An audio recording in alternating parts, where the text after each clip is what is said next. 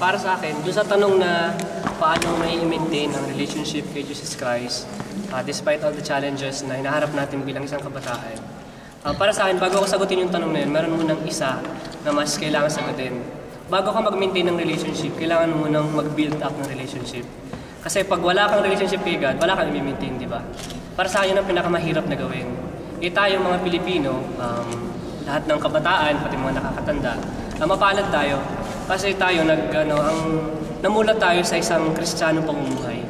Kaya sa pagkabata pa lang at pagkapanganak, meron na tayong nabibuild up na natin yung pagiging Kristiyano natin at yung relasyon natin kay God. Ang problema ngayon is yung pangalawang tanong na kung paano yung mamantiene. Para sa akin, kailangan natin matutong mag-prioritize ng mga bagay-bagay. Hindi naman necessarily na nasa kataas-taasan si God. Dahil alam ko bilang kabataan, marami sasangayon sa akin na mahirap ilagay sa pinakadulo ng priorities ang Diyos. Hindi naman magagalit ang Diyos kung hindi natin siya gawing pinaka-priority sa buhay.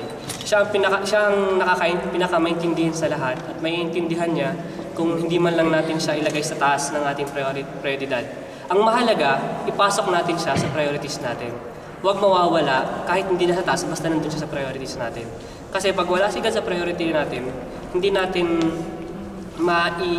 mapapalawak yung pagiging Kristiyano natin at hindi natin mawawala yung ating relationship na nagkaroon simula ng pagkabata natin. So yun lang, kailangan nating i-prioritize yung mga bagay. Ito sa priorities na yun, ipasok ang Diyos.